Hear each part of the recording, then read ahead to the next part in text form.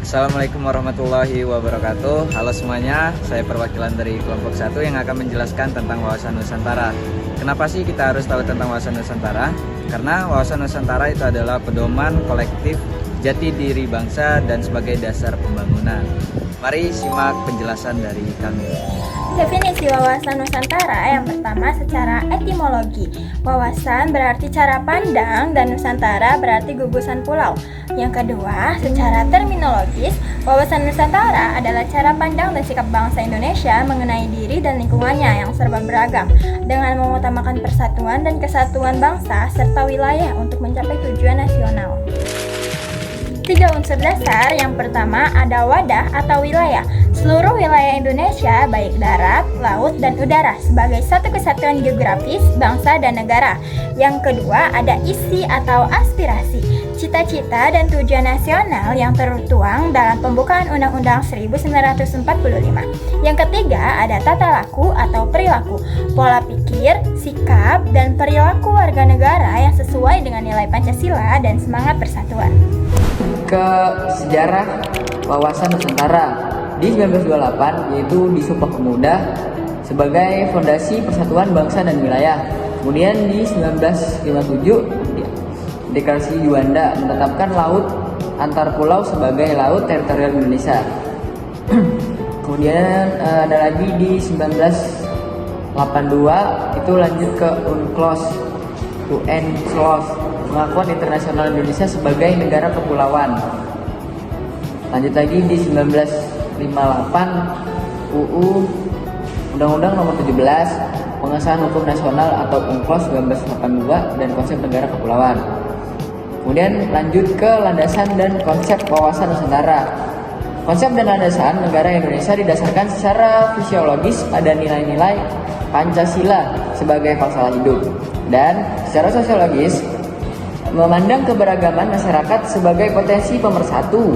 Sementara itu landasan yuridis bersumber pada Undang-Undang Dasar 1945 dan Pasal 25A yang mengakui negara kepulauan yang kemudian diimplementasikan melalui konsep geopolitik wawasan Nusantara untuk melindungi dan melestarikan wilayah. Ini kita akan masuk ke konsep Atmajatra yang dibagi menjadi 2. Yang pertama ada di Trijatra, aspek alamiah seperti geografis, letak geografis suatu negara, demografi, kondisi penduduk termasuk jumlah, persebaran, dan kualitasnya, dan sumber daya alam seperti kekayaan alam yang dimiliki oleh sebuah negara. Yang kedua yaitu Pancagatra, aspek sosial. Yang pertama ada ideologi, sistem ideologi yang dianut suatu negara. 2. Politik, sistem politik yang cara penyelenggaraan negara. 3. Ekonomi, sistem ekonomi dan kondisi perekonomiannya. Sosial budaya, kehidupan sosial dan budaya masyarakat. Dan terakhir ada pertahanan keamanan, sistem pertahanan dan keamanan negara. Nah, kita masuk ke implementasi pertahanan dan politik. Implementasi konsep negara diwujudkan melalui pertahanan semesta yang bersifat defensif dan berfokus pada pengamanan wilayah perbatasan, serta melalui politik demokrasi konstitusional yang mengedepankan dialog dan musyawarah untuk memperkuat keutuhan NKRI.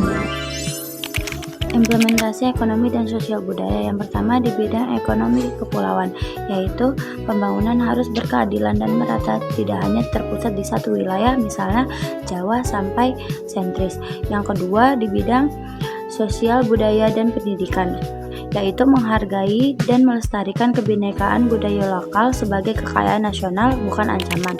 Studi kasus pertamanya program Tol Laut. Tol Laut adalah program studi pelayanan untuk menyatukan harga barang di daerah 3T, tertinggi, terdepan, dan terluar, dan mengintegrasikan ekonomi kepulauan. Materi selanjutnya tentang Republik Indonesia dengan Timur Leste. Republik Indonesia dengan Timur Leste menghadapi sengketa dan batas resiko degradasi nasionalisme. Solusinya adalah diplomasi dan pembangunan terpadu di wilayah perbatasan.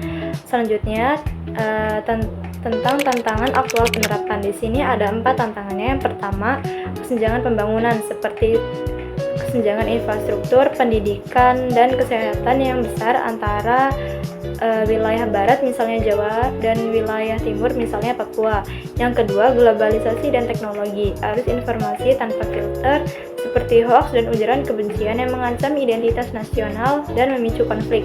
Yang ketiga, ada ancaman disintegrasi seperti munculnya konflik, radikalisme dan separatisme yang timbul akibat kekecewaan terhadap keadilan sosial dan penyelewengan Undang-Undang Dasar 1945. Dan yang terakhir, yang keempat, harmonisasi regulasi seperti otonomi daerah perlu dijaga agar tidak menimbulkan ego daerah yang melemahkan persatuan. Selanjutnya yaitu studi kasus 3 tentang Malaysia yang mengklaim budaya Indonesia.